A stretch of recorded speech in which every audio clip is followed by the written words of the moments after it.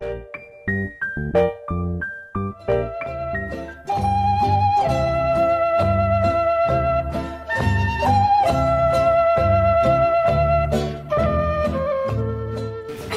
gracias en primer lugar por la amable invitación para venir a este seminario.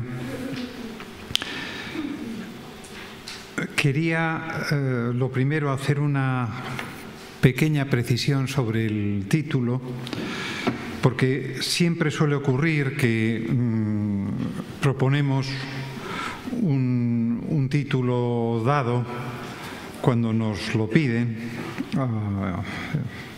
en los sitios a donde vamos a acudir, y después a la hora de trabajar el tema precisamos un poquito más los conceptos, y el título tal como ha quedado en estos momentos es levemente nada más diferente.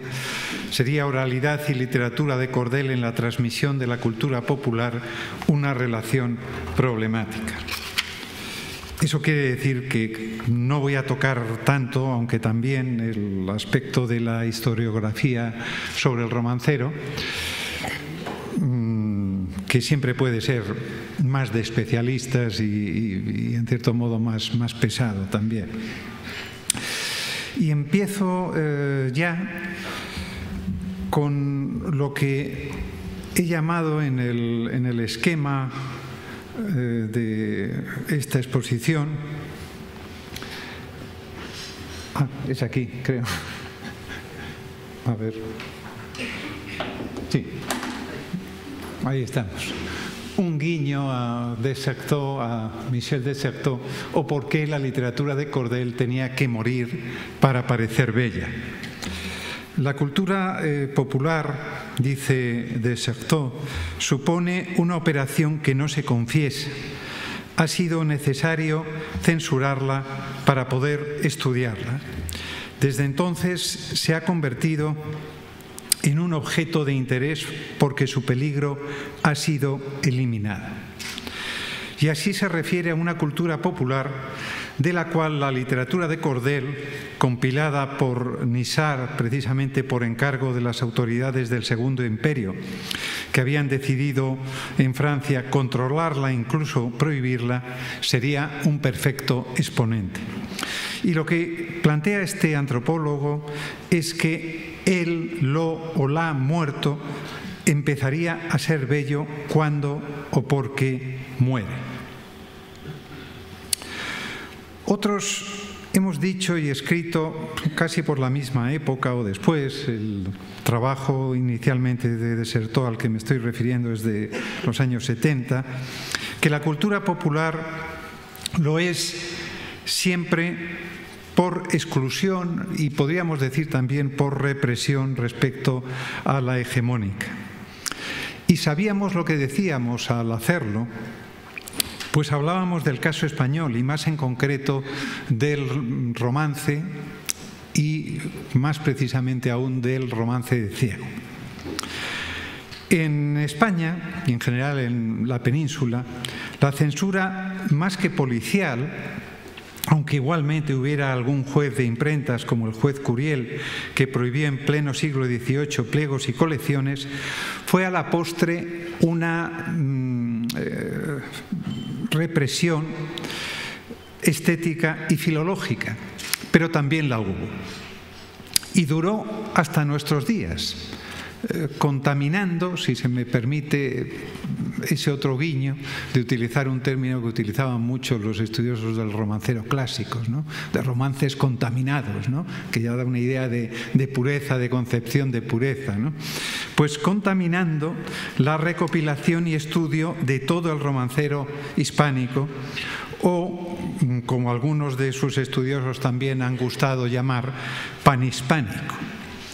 De modo que en ese guiño de complicidad con de Certeau, recordaré aquí un ejemplo de romance de Ciego que es una metáfora perfecta del título que él puso a su trabajo sobre esa compilación de Charles Nissard en el 19, y también metáfora de lo que ha ocurrido en el estudio del romancero en España, en la península ibérica y por extensión en el romancero en América.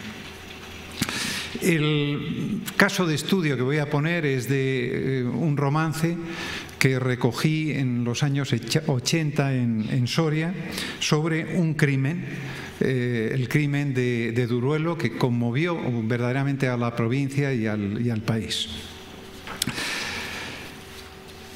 Sin embargo, aunque esta exposición que haré parta de una coincidencia de fondo con la aproximación proclamada por Desserteaux acerca de la cultura o la literatura popular, habrá que marcar una diferencia de matices en lo que es mi propósito. Pues si bien es verdad que Desserteaux reconoce el derecho de la cultura popular a tener un sentido propio respecto a la hegemónica, estaba convencido de la asimetría y debilidad de la una respecto a la otra, y de que como consecuencia la capitalización o puesta en valor de la cultura popular únicamente se produce tras el gesto de represión o retirada que anule cualquier capacidad suya de resistencia, haciéndola partícipe de las estrategias dominadoras. Es de lo ya sometido, dice Desserteaux, que se podría hacer un objeto científico. Y pongo ese matiz porque creo que ha sido así, que en cierto modo sigue siendo así, pero tenemos que procurar que deje de ser así. Lo que se expondrá aquí pretende más bien mostrar el interés que intrínsecamente posee esa cultura, literatura popular, en sus manifestaciones más marginales, para revelarnos ciertas situaciones de tensión y conflicto por las que atravesaron en un momento histórico dado ciertas comunidades. Es decir, trataré lo popular hablando del pueblo o cómo el pueblo ha hablado al fin de sí mismo. Pues ¿por qué un crimen determinado tuvo tanta repercusión que llegó a ser cantado y conocido por todos? ¿En qué medida ello señala o funciona como síntoma de los problemas, de las tensiones, de las fiebres, si se quiere, que aquejan a una sociedad?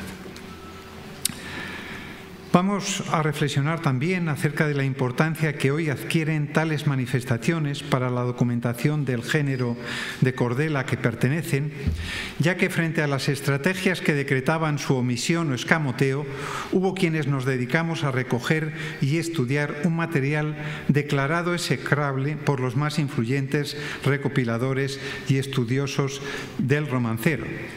Y menos mal que lo hicimos contra la máxima que refleja Desserteaux de que cuando el muerto está agonizando, todavía no se le da la suficiente importancia. Lo cierto es que la consigna entre recopiladores de romances, cuando yo mismo con otras personas empezamos a recogerlos en España, estamos hablando de mediados de los años 70, era que por favor calláramos a aquellas personas que empezaban a cantarnos romances de ciego. Vamos a decirlo así de crudo. Que aquello no tenía interés, que no era el romancero que buscábamos, y que no perdiéramos el tiempo con eso.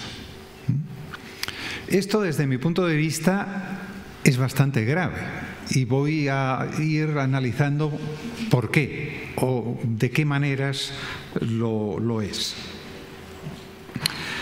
Era la consigna que se daba y se difundía de no recopilar aquellos romances porque había demasiados, porque no alcanzaban la calidad estética que se esperaba del verdadero romancero, pero no era una consigna de ningún modo inocente. Servía para soslayar, además, asuntos importantes.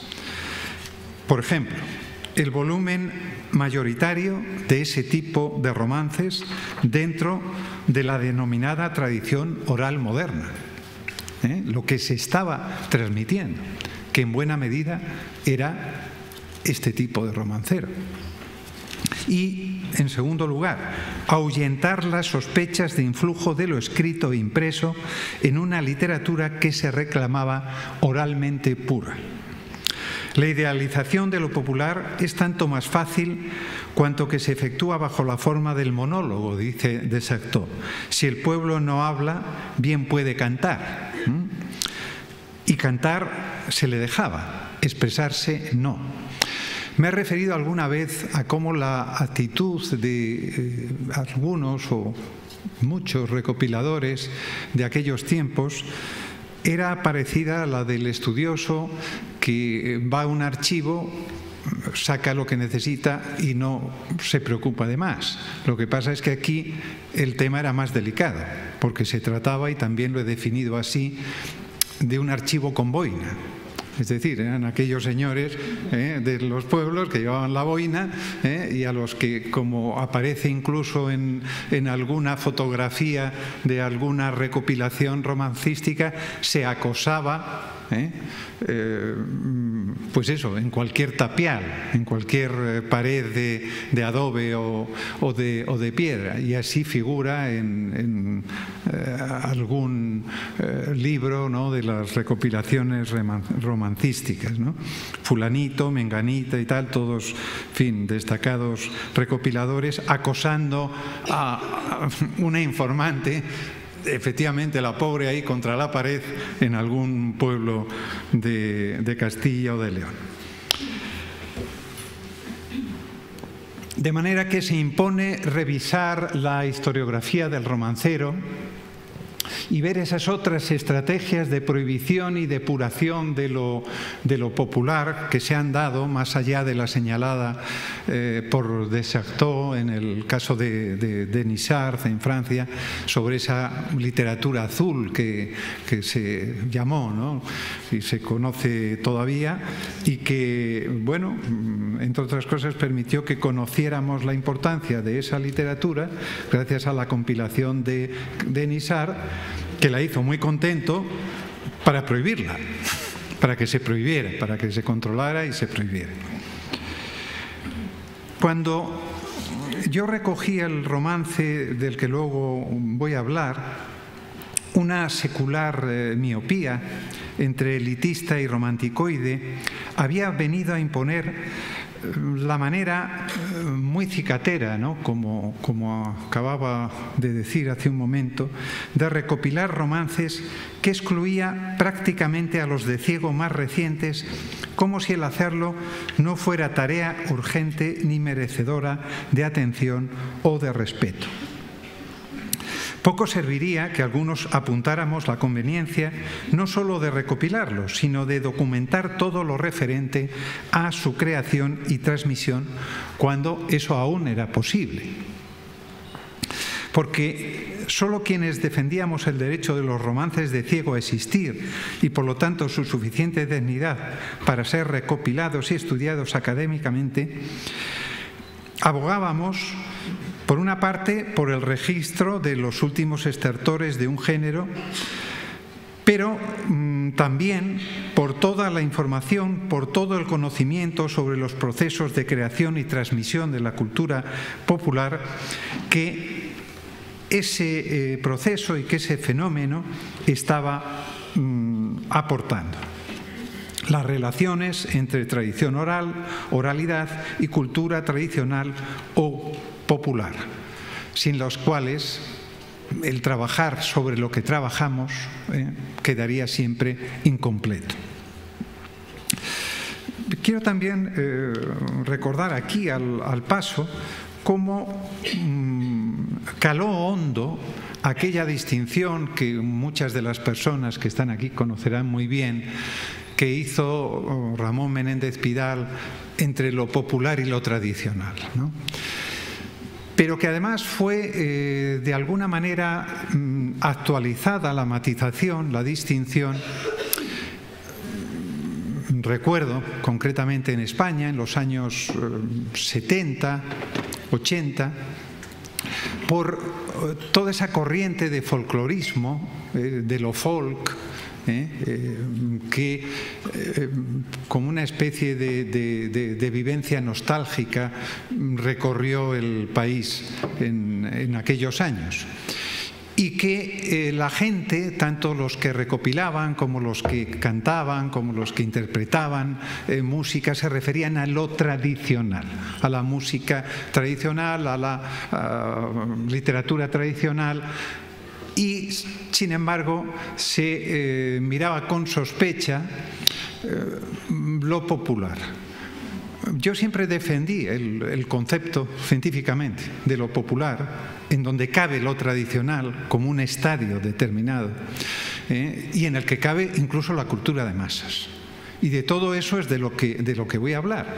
Y abogaba por el término, que al final ha resultado ser mucho más resistente que lo de tradicional, porque también más conflictivo, posiblemente, porque todo eso está junto en la realidad. Y es falsearlo el pretender que se distinga. Hay que distinguirlo para estudiarlo, pero no para dejar de estudiarlo.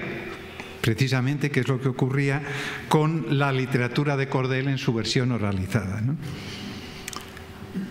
Este trabajo que estoy presentando ha pretendido retomar aquella línea de investigación que solo una minoría de académicos proponíamos entonces, siendo, y habrá que decirlo también, bastante malentendidos por ello. Nuestro interés por unas manifestaciones populares denostadas quiso presentarse a veces como muestra de nuestra incapacidad para distinguir entre lo valioso o lo deleznable, o incluso entre lo tradicional o lo popular, que no era en absoluto el caso. Y por lo tanto se nos achacaba en algún lugar el desconocimiento del material y los asuntos que nos traíamos entre manos. El tiempo, sin embargo, ha venido a darnos la razón. Podríamos decir que totalmente nos ha dado la razón, pero es un triste consuelo. Lo que ya no podrá hacerse en ese campo no tiene remedio. Algunos trabajos historiográficos de los últimos años han empezado a señalar esa descompensación en el interés que despertaban unas y otras manifestaciones del romancero, e incluso quienes habían silenciado o denigrado el romancero vulgar acabaron compilándolo también y publicando algún libro sobre el tema. Al parecer habrían esperado, como bien apuntaba de Certeau, a que el muerto se muriera del todo para concederlo alguna importancia. Mientras se esforzaron en presentarlo como el enemigo de la pura tradición romancística y la degeneración del buen pueblo campesino. Alguno de estos próceres llegó a decirme en conversación particular lo siguiente, que por donde pasaban los ciegos arrasaban la auténtica tradición del romancero. Otros preferían mirar hacia otro lado cuando los vínculos de la literatura de Cordel con parte del romancero difundido en América resultaba evidente, y es que ya desde que las gentes idas allí o aquí conquistaban la tierra con versos de romance en los labios, pliegos y memorias, se confundían en su equipaje. Y no habrá más que recordar un ejemplo como el de la permanencia de los ecos de los pliegos referentes a algunos romances de tipo carolingio que han tenido una extraña y curiosa vida en tierras americanas.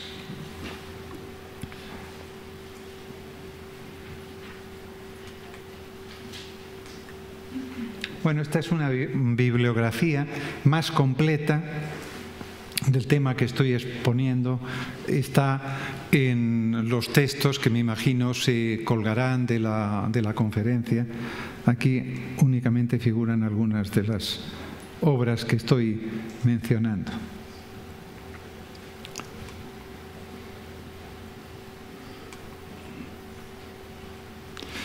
Y llegamos al caso americano, ¿no? Estos son folletos brasileños. Lo curioso de uno de estos, al hilo de lo de las redes actuales y el cordel, es que incluso figuran ya direcciones de Internet, de correos electrónicos en algunos de estos impresos, al final de la imprenta, y son de casos, como vemos, de actualidad en cada momento. Antes se me preguntaba hasta cuándo había durado en España esta literatura, digamos, en todo su funcionamiento, porque se puede responder a esa pregunta de varias maneras. Si respondemos en el sentido de entender al fenómeno completo, como en parte oral, en parte impreso, en parte visual, podemos decir que todavía está vivo, oralmente está vivo. En cuanto a cuándo dejó de ser el negocio que era y que había sido, del que había vivido bastante gente, además, en España, fundamentalmente imprentas enteras, pues habría que decir que en los años 60. Y antes, contestando a Micaela, y lo voy a hacer aquí en público, le decía y señalaba que hay un curioso ejemplo, que es una foto de Carlos Saura, el cineasta, en un libro, una reedición del libro sobre el rastro de Gómez de la Serna, en los años 60, donde aparece una ciega en el rastro madrileño, por cierto, con un abrigo que nunca se me olvidará, tipo pop, así como de rombos de estos que te producen en la vista cierta distorsión, con su paquete de pliegos, el papel que se llamaba ya en aquellos tiempos en España, para venderlo en el rastro. Este es un romance de la colección que yo tengo de impresos salmantinos de 1946. Otro que recogí en primer lugar en un texto manuscrito en Palencia, con el título de Triste Romance, es en realidad, es un poco complicado lo de mirar para acá pero dar para el otro lado. Perdón, paso. Luego volveremos a esto. Aquí tenemos el romance o el triste romance de la joven Laudelina, que en los años 50 es asesinada cerca de Aguilar de Campoo.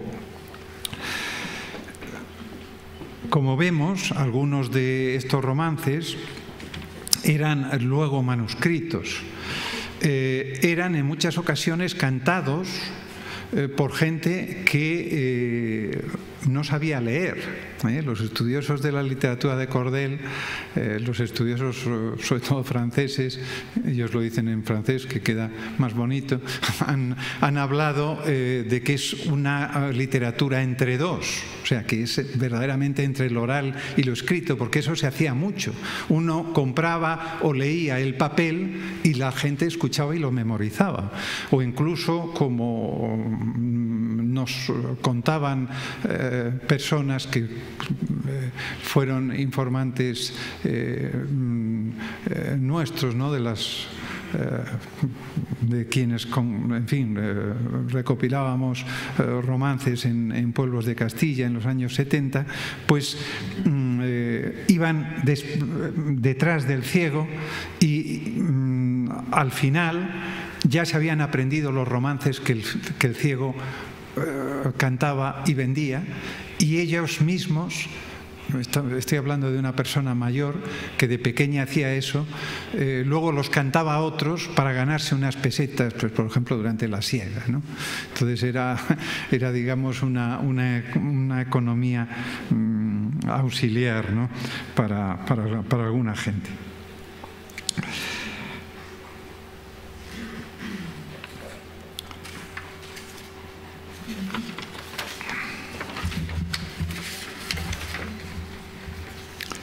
Pues bien, lo que se condenaba a no ser recogido y por ello, en cierto modo, a no existir, se supone que era un bagaje impuro, que era esa bazofia subliteraria entre lo escrito y lo oral, entre lo manuscrito y lo impreso, como acabamos de ver.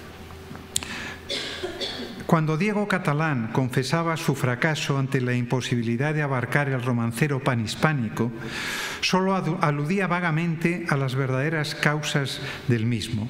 Nuestro fracaso, decía, se debe a la riqueza creadora de la tradición oral, que ha multiplicado a nuestra vista el corpus poético de los pueblos hispanos de una forma que no pudieron prever los descubridores de la tradición oral. Pero no era eso nada más lo que había ocurrido. Era más bien lo que he estado explicando. La ignorancia consciente, pienso yo, o voluntaria, táctica, estratégica, de la complejidad de todo aquello que entra y funciona dentro de lo popular. Y, por otra parte, era también la actitud, si se quiere, elitista, según la cual lo que no era romancero venido del romancero viejo, tradicional, resultaba despreciable. Por supuesto que esta actitud tiene bastante que ver con razones de carácter ideológico y con otras de interpretación cultural, lo cual, todo junto, determinó el mayor prestigio de los romances épicos en la construcción del discurso crítico romancístico en relación primero con la reivindicación de las gestas populares en el seno del romanticismo y ya en el siglo XX en conexión directa con la exaltación de la historia de España y la individualización de la esencia nacional a la que aspiraba Menéndez Pidal. Y he citado palabras de Gloria Chicote revisando esa historiografía romancística en estas últimas frases que he pronunciado. Me refería antes a esta historia de Carlomagno y de los 12 pares de Francia, este tema carolingio sí, pero romance en versión, la que aquí aparece, ya retomada en el siglo XVIII y precisamente composición que se encontraba entre aquellas que el juez Curiel consideraba deleznables.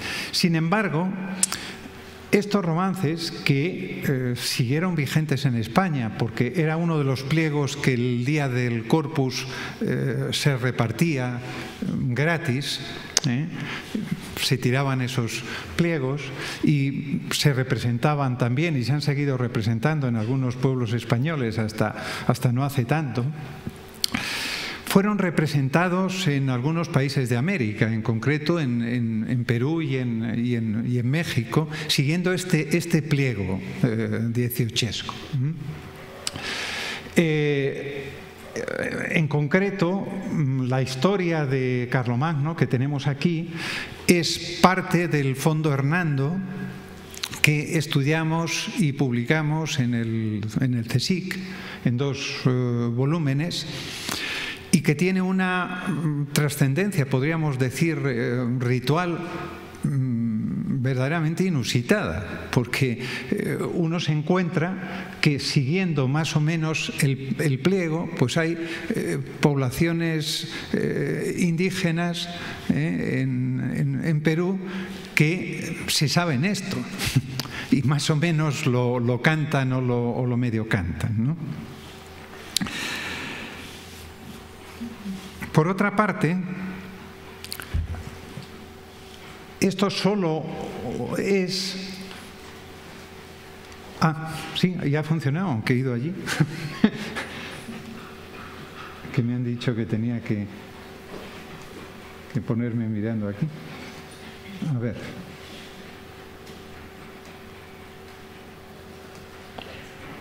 Una parte, como digo, del catálogo, por ejemplo, de Hernando, que era una imprenta que, entre otras cosas, se dedicó a esto. Una de las últimas, la imprenta de Hernando y los fondos en concreto que están en el CSIC, son recogidos, yo creo que cuando cierra era imprenta y era despacho, que estaba en la calle Arenal en Madrid, también en los años 60, y los García de Diego los adquieren para el CSIC, el Consejo Superior de Investigaciones Científicas. Vicente García de Diego y su mujer. Entonces vemos que en este nuevo catálogo de la viuda de Hernando tenemos, pues podría decirse, de todo. De todo. Pues sí, a mí me recuerda mucho, y lo he estudiado en algún trabajo mío, la semejanza con lo que se puede encontrar uno ahora en Internet o antes en determinados almanaques misceláneos y lo que aquí aparecía, de prosa, de poesía, de humor popular, de novelitas de alguna manera resumidas, de temas de terror, etcétera, etcétera, etcétera. Prácticamente cabía, si es que puede caber, la vida en un catálogo, pues todo lo que tiene que ver con ella en estos catálogos de las imprentas. Paso al punto tercero, a la influencia de ciertos enfoques estéticos e ideológicos en la recopilación y los estudios sobre el romance en la península y en América. No es mi propósito aquí entrar en la discusión sobre las distintas acepciones que pueden darse, y de hecho se han dado, del concepto de pueblo, ni menos ocuparme de desentrañar las interpretaciones del término literatura popular con el que es habitual referirse al romancero. Me interesa, sin embargo, resaltar cómo buena parte de los estudios sobre los romances han estado condicionados en su teoría y método por una visión determinada de pueblo, que en realidad es más una estrategia para que éste se evapore o diluya en el concepto de nación y de lo nacional, que un verdadero interés por reconocer sus expresiones. No es solo el romancero un objeto evanescente, como alguna vez se ha tratado por algún historiadora del tema. Se trata de un auténtico proceso de licuación o transustanciación del pueblo mismo, al que se disuelve como un azucarillo de identidad local en otra nacional o supranacional, hasta lograr una síntesis o esencia de lo español o hispánico. Esto ha funcionado y sigue funcionando en todos, digamos, los nacionalismos, en Europa, por ejemplo, y también en ciertos regionalismos. ¿Por qué? Tiene su utilidad, ¿no? Cuando lo importante es una identidad de ese pueblo esencial, parece que las clases y las tensiones sociales no existen, pero existen, ¿eh? Entonces se maneja ese espantajo, diríamos, de la identidad de manera políticamente muy útil, porque todos somos pueblo. Estamos oyendo ahora en España el pueblo catalán, dice el señor Mas, ¿no? Por ejemplo, el pueblo catalán. Hay muchos catalanes y muchos tipos de catalanes. No, pero todos tienen que estar en contra o en favor de determinadas cosas. Esto indudablemente es una estrategia en toda regla, ¿no? Bueno, pues también en lo que se refiere a asuntos más regionales, como mantener una cierta identidad regional de un relieve no tan elevado, de bajo relieve, podríamos decir, pues también esto es útil, ¿no? Es un pueblo que hace que los problemas desaparezcan. Y esto ha condicionado las recopilaciones y los estudios del romancero en América hasta obstaculizar la correcta visualización y no digamos comprensión de las formas en que el género evolucionaba, convirtiéndose en los corridos en México o en los folletos en Brasil.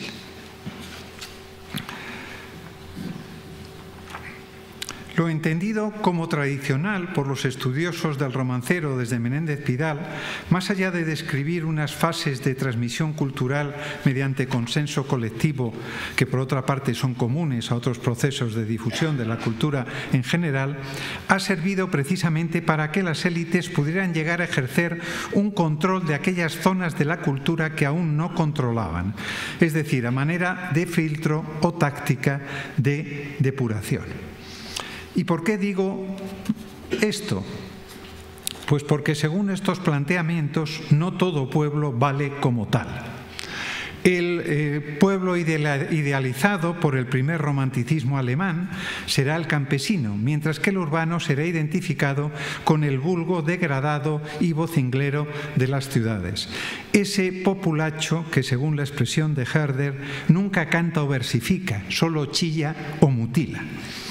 Algo que resuena en ciertas apreciaciones pidalianas y pospidalianas de un romancero considerado y denominado como vulgar y un tipo de cantos populares, el del ciego que vendía romances, al que Juan Menéndez Pidal ya tildara de degenerado descendiente por línea directa del juglar. Si el pueblo no encarna lo que se entiende que debe de encarnar, entonces lo que falla es el pueblo. Esto es lo que vienen a decir tales planteamientos.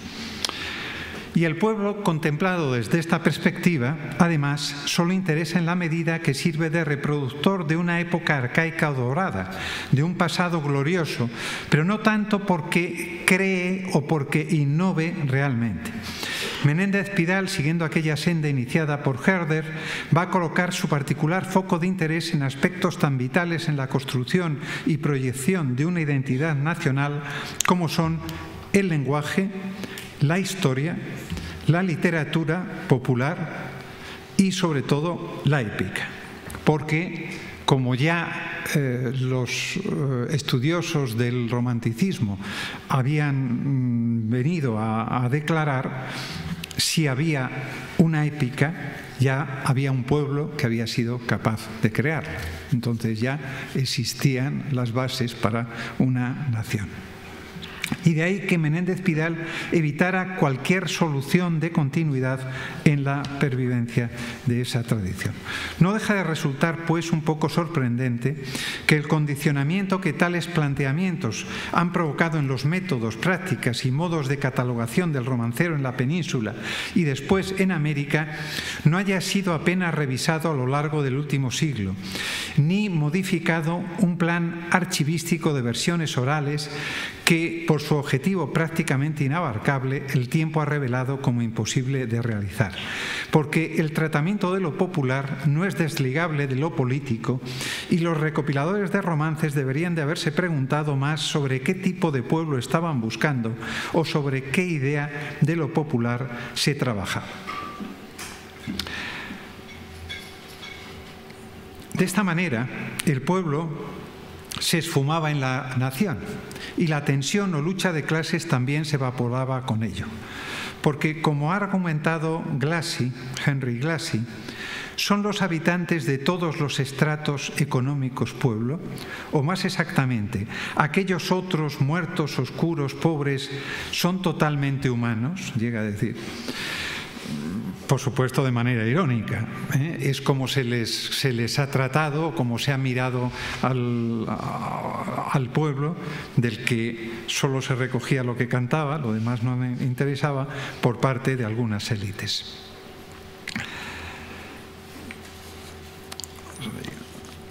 Dicho de otra manera, y como sigue el propio Glassy, son tan humanos o exactamente humanos como nosotros lo somos. Hay mucho de todo esto, sin duda, en la aproximación que todavía hoy se practica sobre las manifestaciones de lo popular. Y es esta cuestión básica la que conviene revisar y seguramente cambiar para trabajar sobre las creaciones del pueblo, ya se trate de ritos o de literatura de otra manera. Ha sido señalada en alguna ocasión que a pesar de lo que buscaban sus recopiladores, tanto la tradición oral peninsular como la luso-brasileña, la americana o la sefardita, conservan un número destacado de temas novelescos en relación a los épicos cada vez más reducidos. La peste de los disparatados pliegos próximos al mundo de las novelas de caballerías antaño y ya en época contemporánea los detritus de esa poética despreciable y despreciada que vendían las imprentas de las ciudades habían traspasado finalmente los mares y llegado a tierras americanas. Hubo de hecho despachos de las más importantes de ellas, como eran las imprentas de Minuesa o de los propios Hernando, que tenían sus delegaciones en importantes ciudades de América, como era el caso de La Habana o de México, y difundían masivamente sus productos también entre el, comillas, populacho de la otra orilla del Atlántico. Y me centro ahora en el caso del romance de Ciego, del que no existe pliego conocido. Si lo hubo, yo todavía no lo he encontrado. A veces ocurre eso con los romances de Ciego también. Cuando Machado escribe la versión en prosa de La tierra de Álvaro González, hace referencia en su texto a los romances de Ciego sobre crímenes y menciona un asesinato reciente, el de Duruelo, cometido en esa localidad soriana a mediados de julio de 1910, del que un labrador, compañero de viaje con él cuando va hacia la fuente del Duero, le habría hablado. ¿Hubo o no composiciones sobre este crimen? Pues a juzgar por la recopilación que realicé de dos versiones del tema, en realidad partes distintas de lo que pudo ser una misma composición, sí que las hubo, sí existió una historia versificada sobre el crimen. La primera versión, o mejor fragmento del romance del crimen de Duruelo, me lo pasaron por escrito personas del mismo pueblo en unas circunstancias un poco extrañas a las que ahora me voy a referir, mientras que el fragmento de Covaleda me fue recitado solamente por una persona cuyo segundo apellido coincidía además con el de la víctima. El romance recompuesto, producto de la sutura de ambas posibles partes, quedaría así.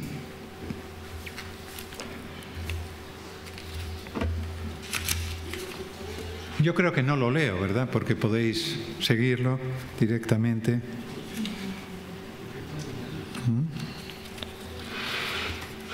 Y ahora comento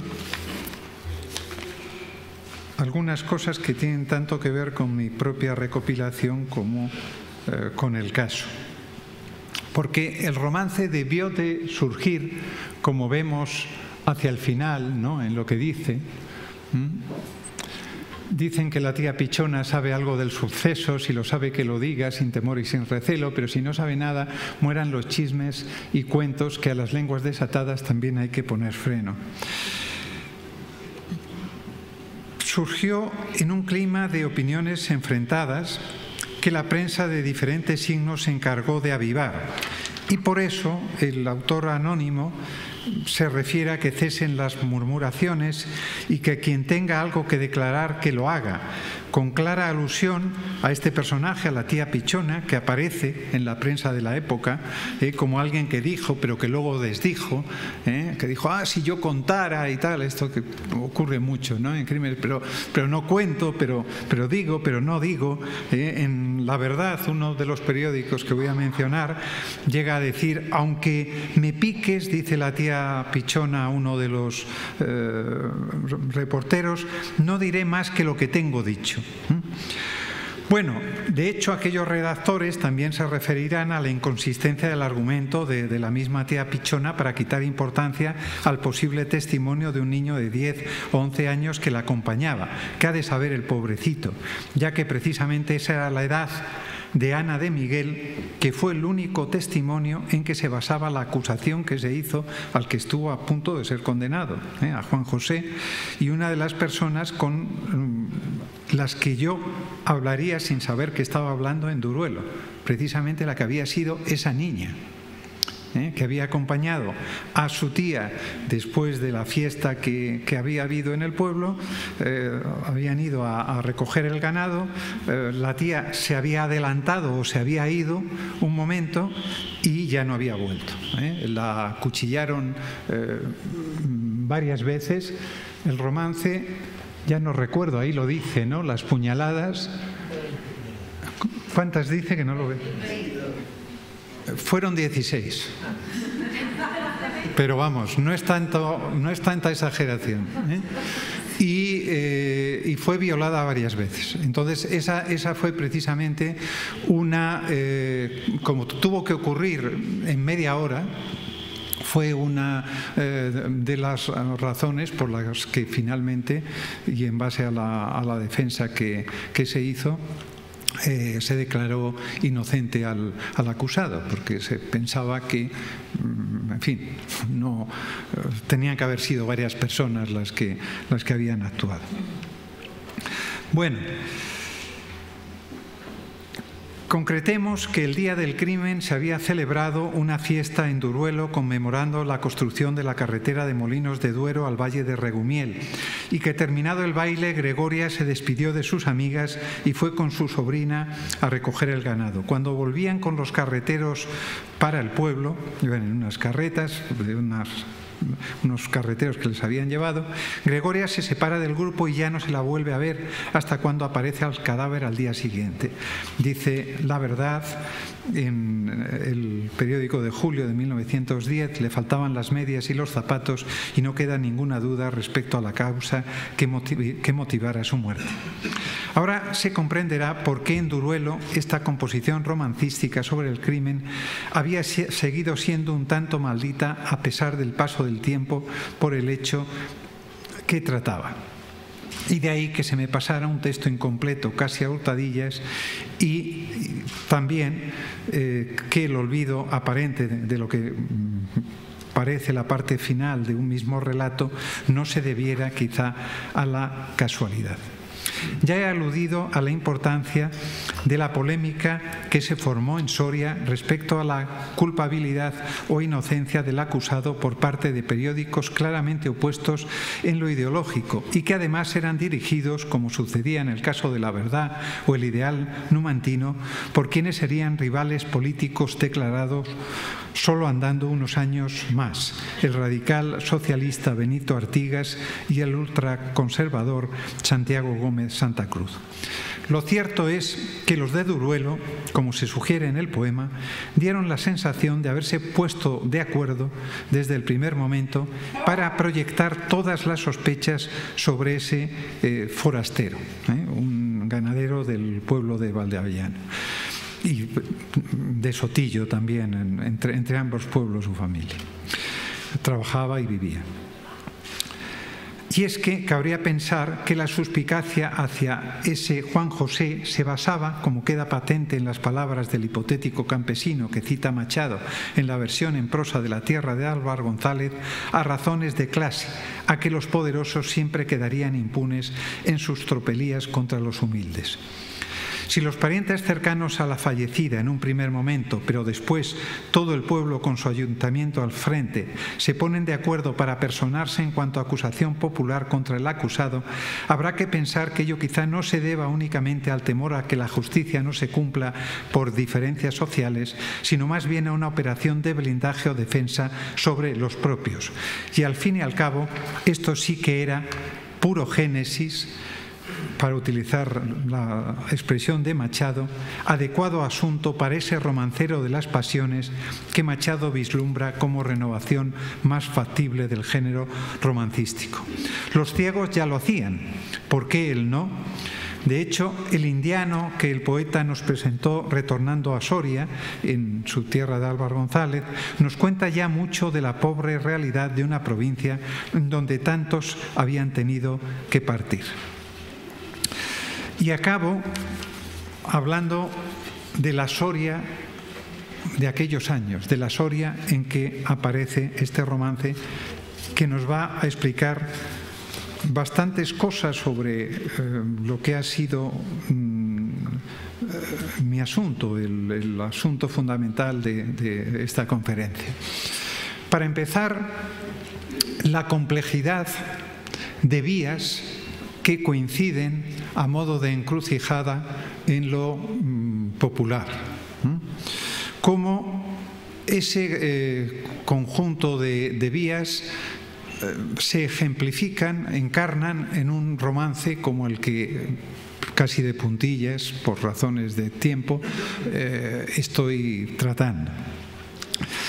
Y luego, por último, cómo, y esta es, en fin, una hipótesis reciente en la que habrá que trabajar más, lo que consideramos muchas veces como lo popular más superficial, más efímero, por ejemplo, estos papeles, estos pliegos, eran el gran fenómeno. Esto lo conocía todo el mundo, no solamente en España, en Europa, durante siglos, durante muchos siglos. Pues es lo que más rápido desaparece después. Es decir, esa capa de arriba, digamos, ¿no? Esa parte efervescente, eso masivo, que responde sobre todo a un soporte que se hace masivo también. El pliego tuvo esa ventaja, era papel barato. Entonces se vendía, como decían algunos viajeros de los que venían por España, se vendían en despachos donde también se vendían huevos, como los periódicos ahora todavía. Bueno, pues ahí va mi hipótesis. A lo mejor esos fenómenos considerados de masas, que no por serlo dejan de ser populares, porque luego está todo lo demás en profundidad, pueden desaparecer muy rápidamente. Pasó con los pliegos, no tan rápidamente, pero en los 60 ya deja de ser negocio, desaparece en España. Está pasando con los periódicos hoy en día, lo estamos viviendo. El periódico en papel. Está pasando con el cine, también un fenómeno de masas de otra manera. No que vaya a desaparecer el cine, pero sí el cine como se veía. Ahora ya va uno en su avión y tiene esa, iba a decir, horrible pantalla, la pantallita, tal, y ves esta película y la otra película. El cine a la carta es otra cosa. No es el cine que hemos conocido algunos. No es la magia del cine, la sala oscura, la caja oscura, etc. Es otra historia, es un videojuego, es una película o es otra, pero te da igual. Está en el mismo menú de los videojuegos, ¿no? Entonces, todo eso, que en un momento determinado ha sido lo masivo, como no era raro, nadie lo recogía, nadie lo coleccionaba, nadie le daba un valor, era lo cotidiano. Bien. Vamos a la Soria de aquellos años. Había 50 periódicos en Soria. ¡Qué barbaridad! De principios de siglo, aquella Soria de la que hablaba Machado, de los palurdos sin danzas y canciones y todo aquello. Luego, cuando está en Baeza, echa de menos a Soria y lo ve de una manera muy diferente, ¿no? Bueno, pues era una Soria especial. Era una Soria que a Machado, claro, le sorprende la dureza de muchas cosas. Y lo que encontró Machado y refleja en nuestro romance fue una sociedad en tránsito estructural. La Soria machadiana, y en especial sus pueblos, se debaten en la época del paso del poeta por aquella ciudad entre paradigmas arcaizantes y otros que a algunos les parecerían peligrosamente revolucionarios por la convulsión que causaban. Los redactores de La Verdad, como el propio Machado, por otra parte, dan a veces la impresión, y se me va a permitir coloquialmente que lo diga así, de no haber entendido nada en su contexto, en ese contexto, e interpretan la actitud, por ejemplo, del pueblo de Duruelo como, sin duda, lo que podía ser una reacción ante los poderosos, bien, pero era otra cosa. Era también una reacción frente a lo de fuera. En Duruelo, de lo que se ocupan en aquel momento ante este crimen es de que nadie del pueblo resulte implicado. En la Soria tan dura de aquellos momentos, ahora voy a dar algunos detalles de por qué lo era, esto tiene mucho sentido. Tiene que ver también con la idea, a menudo esquemática, a menudo con la mejor intención, podríamos decir, de la gente de izquierdas, demasiado simplista, que se tiene sobre lo popular. Soria era una provincia que se reajusta y apuntala en sus estructuras tradicionales e inmovilistas tras los sobresaltos de la desamortización de los bienes eclesiásticos por parte de Mendizábal y de los comunales de los municipios por parte de Madoz.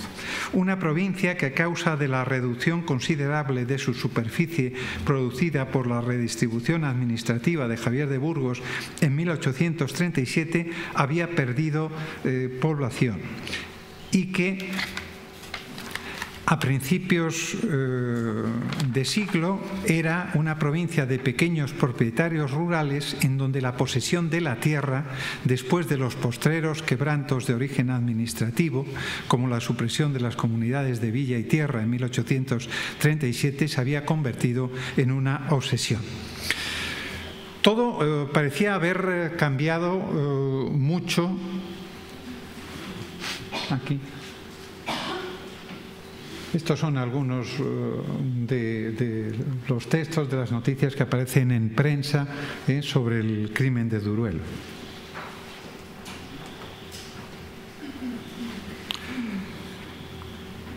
Pero en realidad habían cambiado estas cosas administrativas, las desamortizaciones hechas en España con una intención progresista, pero que tienen, sobre todo en el campo, fatales consecuencias. Esto ocurre a veces, las mejores intenciones de progreso pueden ser nefastas. Y si había cambiado todo, había sido verdaderamente para mal. Se habían acentuado la fiereza y la desconfianza hacia lo que no era de allí, hacia lo que llegaba o era impuesto desde lejos, a lo extraño. La desamortización de Madoz significa un acceso masivo del soriano residente en el medio rural a la propiedad agraria e incluso se vuelven a comprar bienes comunales por los propios vecinos para devolverles un uso conjunto o como propiedades ya particulares.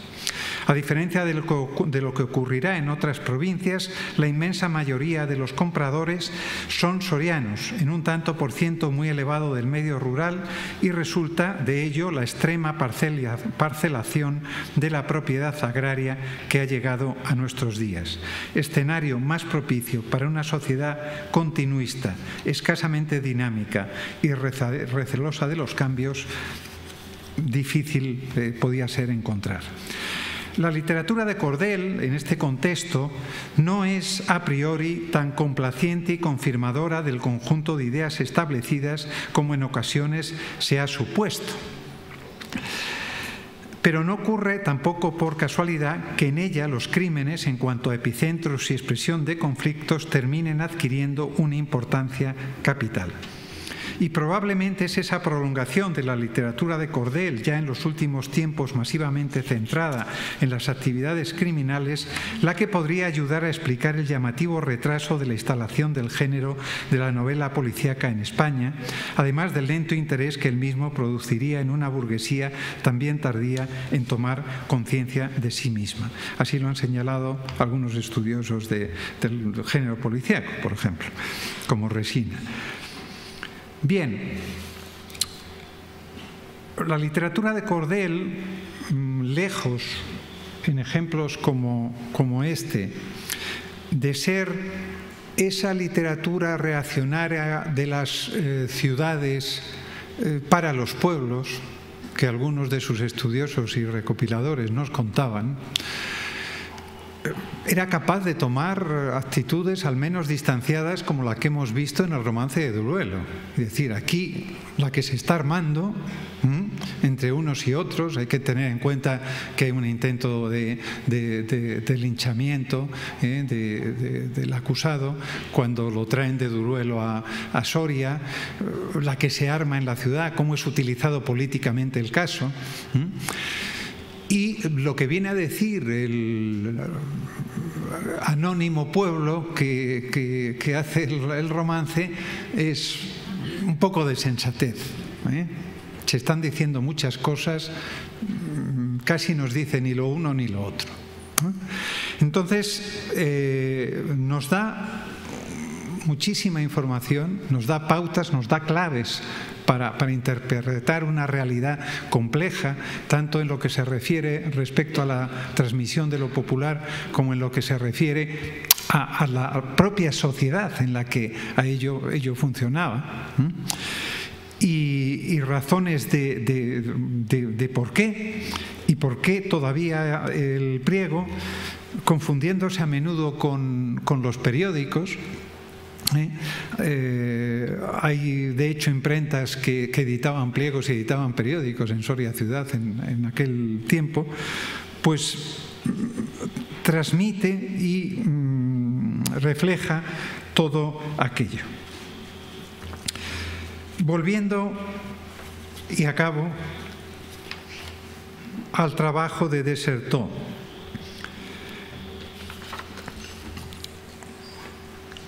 Decía que al principio, como en las novelas policíacas, dice Dessertó, al principio hay un muerto. Bueno, el muerto aquí ha sido esa literatura de cordel en todo su conjunto de manifestaciones, aunque como escribió el propio Nisard, por muy bella que sea la tumba, no deja de ser una tumba, lo cierto es que sí nos va apareciendo cada vez, si no más hermosa, más interesante esta literatura, a menudo que la conocemos, en sus versiones y en sus dimensiones visuales, gráficas y orales. Y desde luego más importante para el conocimiento de lo que en un momento dado ocurría y sobre todo de cómo funciona y de cómo ha funcionado eso que hemos venido llamando cultura popular. Cultura popular que deberíamos de estudiar con muchos menos prejuicios que aquellos con los que tan a menudo se ha estudiado, que deberíamos de conocer siempre con humildad. Y cultura popular, no menos importante por ser la cultura de los más, al fin y al cabo, que lo puede ser la cultura tenida por algunos, a mí no me gustan esas denominaciones, alta, cultura de los cultos, etc. Yo me quedo con la aproximación de Gramsci, y seguro que algunos lo han notado ya. La cultura hegemónica, las culturas subalternas, y habría que añadir, como paradoja de algunas de las personas que decían rescatar y defender esa cultura tradicional, que se suma a la consideración de las dos vertientes de cultura popular que señala Gramsci, una cultura que yo he bautizado como remedo. Y me explico. Gramsci habla de que es verdad que hay una tendencia que podemos considerar que mira al pasado en la cultura popular, conservacionista e incluso reaccionaria, y hay otra que él identifica con lo subversivo, con la subversión. A algunos siempre nos ha interesado la cultura popular en ese aspecto. Por eso la estudiamos, y por eso estamos en ella. Hay una tercera vía, digamos, que no soluciona ninguna de las anteriores, más bien lo complica todo, que es esa cultura remedo, es decir, lo folk vendido por las élites y para las élites como popular. Y todo eso está hoy en el momento presente, y todo eso cabe dentro de la cultura popular. Ese es nuestro asunto, nuestro humano asunto, y es al que tenemos que acercarnos con la mente y los ojos muy abiertos, también pensando en cuál será el papel de ello en el futuro, en un diseño de mundo futuro. Muchas gracias.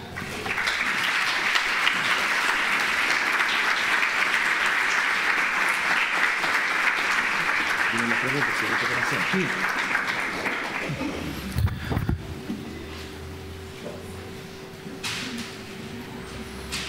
Queremos agradecer esta conferencia presentada por el profesor Luis Díaz González Viana, y les vamos a invitar a todos a hacernos llegar sus preguntas para planteárselas al profesor. Adelante, nuestros asistentes de sala van a recibir sus preguntas.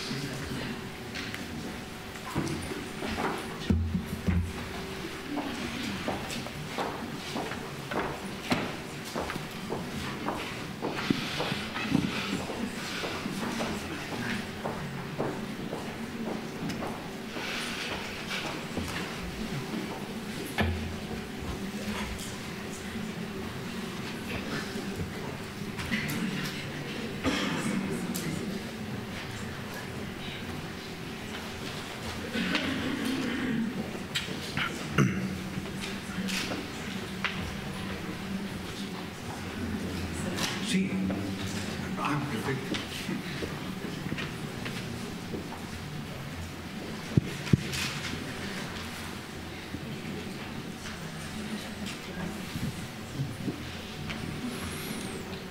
Puede levantar su mano para indicar a nuestro asistente que tienen una pregunta para el profesor.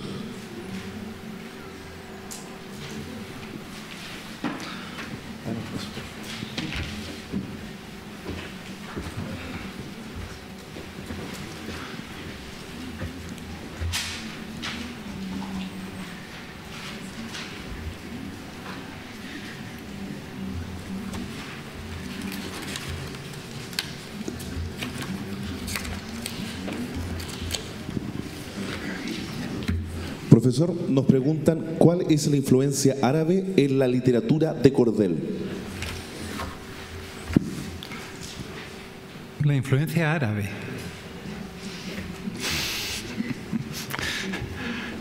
Seguro que la hay, pero ¿verdad? No podría dar una respuesta concreta por lo siguiente, porque cuando hablamos de literatura de cordel, vamos a ver de qué estamos hablando, ¿no? Estamos hablando de una literatura que en principio, como ya he explicado, pues es una literatura que se llama de una determinada manera de cordel por la manera en que se exponía y se vendía, no la única, en ese cordel, como también habéis puesto fuera, que generalmente se colgaba así. Que eso quizás se sabe menos, ¿no? O sea, precisamente la utilidad que tiene el cordel sin pinza es también poder colgar así un folleto doblado en 2 o en 4 o en 8, ¿verdad? Y ahí lo llamamos literatura, pero ya hemos visto estos catálogos, ¿no? Últimos, había montones de cosas. Entonces, habría que precisar la pregunta. Se me dice que si, con la pregunta, si hay algo parecido en el mundo árabe, seguramente lo desconozco. Lo que puedo decir es que en Europa fue una forma importantísima de transmisión y comunicación de lo que entendemos por cultura popular, prácticamente en todos los países europeos y durante muchos siglos. Lo que se transmitía ahí, si la pregunta va en ese sentido, pues bueno, los cuentos, por ejemplo, españoles, populares, las leyendas que contamos, en buena medida nos llegaron por vía árabe, ¿no? Por traducciones de compilaciones de cuentos y probablemente por transmisión directa en el caso de España, ¿no? que fue puente, ¿no? En ese sentido, de culturas, ¿no? Y así es entendido por los estudiosos de los cuentos. De manera que no niego esa influencia, pero me sorprende la pregunta. La siguiente pregunta nos plantea: si lo popular es una manifestación del pueblo, ¿cuáles son los elementos que contiene la literatura de cordel que le otorgan el carácter de popular y que lo oponen al oficialismo? ¿Surge como resistencia cultural? ¿Surge como necesidad o ambos? Bueno, es puesta aparte. Es puesta aparte la literatura popular, es a veces de cordel, controlada, vigilada, catalogada para ser prohibida, como ya he dicho. Todo eso está diciendo bastante. A veces también era utilizada. O sea, es curioso que por una parte en ermitas, en santuarios, incluso en celebraciones, ya lo he mencionado, ¿no? Lo que solía hacerse en determinadas grandes celebraciones religiosas de tirar pliegos, ¿no? Era utilizado desde el poder, en este caso eclesiástico, para difusión. Pero como luego, y es de lo que se quejaban también las élites de la Iglesia, se llegaba a contar una versión de la religión tan divertida, tan disparatada, pues eso ya se pensaba también que podía perjudicar al dogma y era sospechoso, se volvía sospechoso. De manera que desde el punto de vista del poder de la Iglesia, muy importante en España, se jugaba a las dos cosas, pero se miraba con bastante recelo lo que circulaba en la literatura de cordel. Desde el punto de vista del poder, para nada es eso que han dicho algunos estudiosos y con los que yo he tenido conversaciones también del romancero, que bueno, que era más o menos las élites, como que era una cosa que se habían inventado para tener al pueblo ahí entretenido con bazofias de estas y tal y cual, ¿no? Y que por eso era desde las ciudades. Y hay testimonios en concreto en Valladolid de gente que iba en épocas más o menos conflictivas cantando esto, que habían sido apresados, ¿no? Y en concreto eran un ciego y un joven que no era ciego, que después de lo que cantaban muera Pío IX y viva la libertad.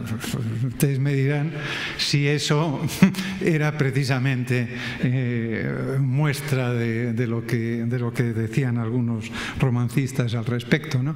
Entonces, bueno, depende mucho de los casos, depende mucho de las situaciones, de los contextos, pero en general lo que hace a la literatura de cordel popular es que las élites no la quieren, más que cuando ya están muertas, incluidas las élites filológicas. Y con esto espero haber respondido bien.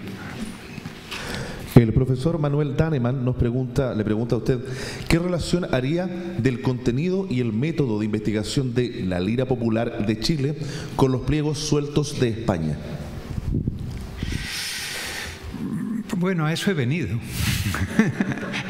A saber más en fin, de cómo se está estudiando, de qué planteamientos teóricos y metodológicos se están utilizando. En general, yo creo que todos los estudios de, en fin, literatura popular y el romancero como columna vertebral, que han llamado algunos, y con razón, ¿no?, de la poesía popular española, está muy influido por la escuela tradicionalista de Menéndez Pidal y lo que podemos llamar ya la corriente pospidaliana, ¿no? Es decir, la aplicación de determinados métodos y determinados planteamientos sin apenas revisión teórica, desde mi punto de vista. Eso, ¿de qué manera ha influido? Yo me imagino que aquí también, pero como no lo conozco, en fin, de momento lo pongo en cuarentena. Pues ha influido, para empezar, actuando sobre lo que se recogía. Ya he dicho que durante mucho tiempo no se recogían romances de ciego, no porque no los hubiera, era lo que más había, era cuando ibas a los pueblos lo que más te cantaba la gente, pero eras un mal recopilador si te perdías el tiempo recogiendo eso. Entonces, un planteamiento teórico puede conformar una realidad. Eso que decía, si el pueblo no es el pueblo que queremos, entonces no es el pueblo, nos falla el pueblo. Pues si el pueblo nos canta los romances que no nos interesan, esos romances, perdóneseme la expresión, son una mierda, no se entretengan con esas fruslerías. Bien, ya estamos configurando, estamos hasta cierto punto deformando el objeto de estudio de esa manera. Lo que vamos a tener, las compilaciones sobre las que vamos a trabajar van a ser de un determinado tipo porque hemos aplicado un dogma teórico antes de que pudiéramos tener contacto con esa realidad. Eso yo creo que en el caso americano, miro hacia Brasil, miro hacia México, pero puedo mirar hacia Chile, donde el cordel ha tenido la importancia que ha tenido, pues lógicamente puede haber producido consecuencias indeseables, porque es una realidad en la que todas esas vertientes, todas esas vías de transmisión y de creación de lo popular han estado actuando juntas. Hay que saberlo, hay que saber con qué vía uno está tratando. Suele saberlo porque cuando íbamos en los años 70, 80, nuestros informantes solían decírnoslo. Si teníamos los oídos prestos, y decían, esto lo aprendí de mi abuela, de tal, y esto eran los ciegos que venían por aquí tal y cual, y esto lo aprendí del ciego, pero ya me sabía yo esto porque lo cantaba mi madre de esta otra manera. O sea, te estaban diciendo todas esas maneras de aprender, ¿no? Por lo tanto, no sé si he contestado. Tengo mucho interés en saber más de los estudios sobre literatura popular en Chile, de ver en qué momento están. Conozco, sí, recopilaciones y algunas hechas por algunos recopiladores españoles, a la manera de recopilaciones de romancero clásicas, etcétera. Bueno, me parece que ha sido una forma de transmisión muy importante, que tenía un peso social verdaderamente significativo, y que si lo ha tenido, que es yo creo un poco en lo que estamos, ¿no? Se habrá notado también, puede tenerlo. Es decir, yo hablo del pasado, pero no para quedarme en el pasado, sino para extraer consecuencias que puedan ser interesantes en el futuro. La siguiente pregunta está compuesta de 3 partes. Una está basada en una de las premisas que usted planteó en su conferencia respecto de que las expresiones populares comienzan a ser bellas cuando han muerto y por tanto desde ahí son estudiadas. Se refrenda también con un marco teórico que plantea que un estudio del arte popular, un estudioso del arte popular, Ticio Escobar, señala que existen una serie de mitos a la hora de abordar un estudio. Uno de ellos, la pretendida pureza, comillas, del arte popular, lo que se traduce en su inmovilidad, es decir, que no tiene derecho a evolucionar, lo que por supuesto ha influido en su estudio o no estudio. La pregunta la plantea de la siguiente forma: ¿La literatura de cordel en España se ha muerto realmente y por eso se la ha estudiado, o ha evolucionado en formas de otras manifestaciones o expresiones, comillas, impuras? Bueno, impura siempre fue, por lo menos para los puros, ¿no? Y respecto a si ha muerto absolutamente, pues traía yo un ejemplito, que es un ejemplito además bastante gracioso.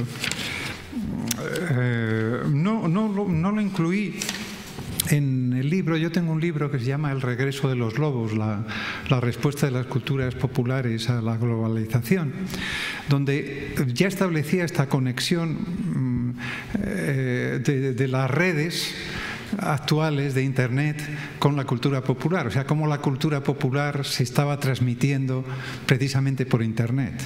O sea, cómo la cultura popular para mí era lo que había en Internet en ese momento y no lo que algunos vendían como remedio de cultura popular rígido, sin transformación, inmóvil, etc. Bueno, entre las muchas cosas, la leyenda urbana, por ejemplo, lo que se identifica por leyenda urbana, se ha transmitido mucho por Internet en los últimos tiempos. Los chistes han recobrado cierto auge transmitiéndose por Internet. Y hay quien hace cosas al estilo de romances. Y por si acaso se planteaba, pues traía yo este ejemplo, ¿no? Aquí tenemos de un pliego de cordel, la Divina Peregrina, la canción mística, que cantaba un religioso a María Santísima paradeciéndosele en figura de peregrina caminando de Roma para Santiago. Es de la imprenta Santarén de Valladolid, del año 1858. Sí, o 68, no os veo muy bien el pero bueno, mediados del 19. Internet, peregrina por la fama, Ana Botella, la señora de Aznar, que hizo un viaje, entonces que dice: Caminito de Santiago, peregrina Ana Botella, por ganarse el jubileo cumpliendo la penitencia. Va ataviada de sayal, cual manda la vieja usanza, pero si no está a la prensa, monta en coche y hace trampa. Y es que le gusta a doña Ana y que le importa la causa revolotear como abeja por las flores de la fama. Si es a la fiesta del mundo, allá con su Aznar se planta, con Pedro J. Ramírez y Ágata Ruiz de la Prada. Si hay viaje a Cuba, se apunta. Ella es la primera dama, que si su Aznar va en camisa, se sepa quién se la plancha, etcétera, etcétera, ¿no? Bueno, pues esto se está dando mucho en los últimos tiempos. Creo que con el ejemplo contesto a la pregunta. Y sí quería aprovechar para decir una cosa, ¿no?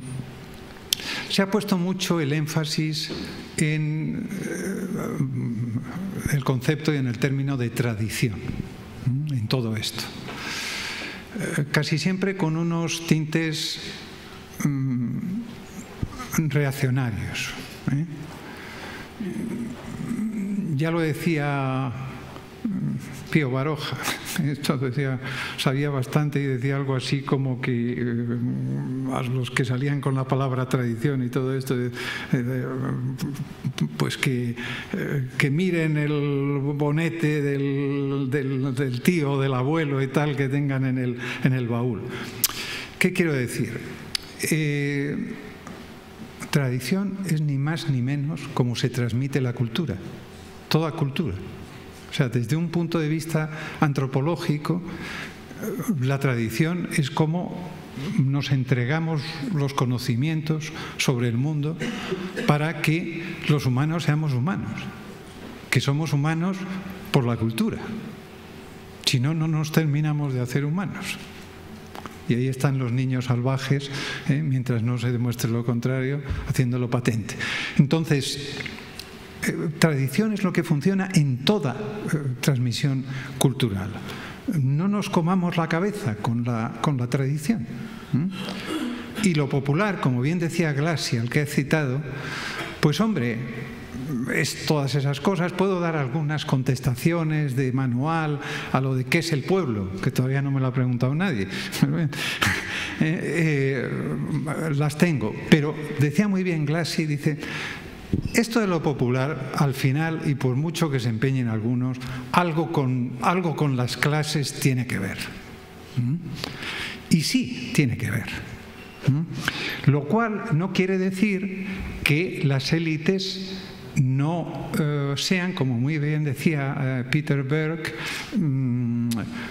biculturales en Europa durante mucho tiempo y en muchos sentidos. No solo porque si había una lengua vernácula conocían esa lengua, como señala él, también porque conocían lo que era lo popular, lo que estaba allí funcionando como cultura, y otra cultura a la que solo las élites tenían acceso. De manera que tenían, digamos, esa ventaja. Pero sí que tiene que ver lo popular con, por supuesto, conflicto, tensiones sociales, etc. ¿Por qué si no la cultura con mayúsculas? Es la cultura con mayúsculas, la maneja el poder directamente. Si no la maneja se pone muy nervioso, dice qué es lo que debe estar consagrado y qué no, qué es cultura y qué no, y lo que no es esto que llamamos popular. La siguiente pregunta apunta a ver el factor geográfico acá en Latinoamérica respecto a la presencia de la cultura de cordel. Se refiere precisamente al nordeste de Brasil, donde la cultura de cordel, sostiene esta pregunta, se mantiene de manera muy presente. Sin embargo, en otras partes de Latinoamérica no es así. ¿Podría usted darnos una relación respecto de esta situación? No sé si he entendido muy bien. Repite que por qué, a ver si lo he entendido, que por qué en unos lugares el auge o la pervivencia de la cultura, de la literatura de cordel es mayor que en otros. Precisamente apuntando a Latinoamérica, y en el nordeste de Brasil se mantiene de manera muy presente, según sostiene esta pregunta, pero en otras partes de Latinoamérica no. Sí, sí. No, o en Brasil... De lo de Brasil sé un poco, sobre todo en el nordeste, y luego, claro, hay una recuperación en la medida que se pone de moda entre las élites intelectuales a partir de un determinado momento. Bueno, coincidiendo con estos movimientos o tendencias, a veces nostálgicos, a veces también de recuperación y de reflexión sobre la creación popular y sus formas de transmisión. Y eso diría yo que ha influido también en que en unos lugares más que en otros se mantenga. ¿Por qué? Pues porque hay un momento En Brasil también, en que yo no sé si la gente que compra ahora en los mercados los folletos es la misma gente que los compraba, o se compran ya por gente muy distinta para coleccionar, para guardar, o por lo menos existen las dos cosas. O sea, el tema es bastante complicado. Deduzco que es la última pregunta. Bien. Bueno, pues yo creo que es un tema a estudiar. Posibles claves. Primero, la importancia que haya llegado a tener en una determinada sociedad, su vigencia, ¿no? su poderío. Claro, cuando hablamos de folletos, se olvida que en Brasil, por ejemplo, en paralelo, hay una serie de músicos, unas formas musicales muy variadas, muy interesantes, sin las cuales la difusión de los folletos pues tampoco se explicarían. ¿Qué pasa aquí en España? Que en un momento determinado la performance de los ciegos va siendo cada vez más pobre, realmente.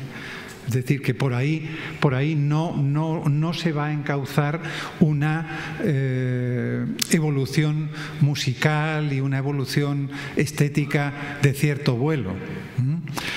Al contrario, o sea, de aquellos ciegos que tocaban la zanfona y que tocaban otros instrumentos o quienes les acompañaban, la guitarra y tal, se pasa ya a un señor que como mucho suelta la cantinela y punto, y vende el papel. Entonces todo eso tiene que ver. Yo señalaría dos claves. Una, ¿en qué medida el fenómeno ha llegado a desarrollarse como un fenómeno, especialmente en su performance, de importancia tanto por su posible calidad estética como también por su repercusión? Calidad estética aquí entendida porque a la gente le guste oírlo, no quiero hacer más disquisiciones, y que entonces eso cale bien, se recuerde bien, se siga cantando, como pasa con las canciones populares de hoy en día, ¿no? Que todo el mundo se las sabe en un momento dado. Pues si eso ha funcionado así, la pervivencia lógicamente será mayor. Y por otra parte, las actitudes también de determinados grupos, vamos a llamarlos élites, pero no necesariamente élites de poder, que fijan su enfoque, ponen su foco sobre esas expresiones, o bien para recrearlas o bien simplemente para valorarlas. Por ejemplo, si los artistas de los grabados, en el caso de los folletos brasileños, pueden seguir viviendo de ello, tal, es porque en un momento determinado son burguesías ciudadanas y no los campesinos del Sertao los que van a comprar aquello, y eso se transforma, pero permite que de otra manera el negocio siga. Hay una anécdota preciosa, con la que voy a terminar. Quienes hayan leído poesía juglaresca y juglares de Menéndez Pidal, en una nota pequeñita, a lo mejor la han encontrado, ¿no? Y es cuando Menéndez Pidal dice que estaba haciendo poesía juglaresca y juglares y tal y cual, y que ve por Madrid que hay un ciego que va con su zanfona, ¿no? Entonces, ahí los que seguimos a don Ramón leyendo, vea un juglar. Bueno, pues lo único que se le ocurre a don Ramón es querer comprarle la zanfona. Y el ciego le dice, pues no, porque me quedo sin negocio, me quedo sin trabajo para poder comer y para poder vivir. Bueno, pues nada más.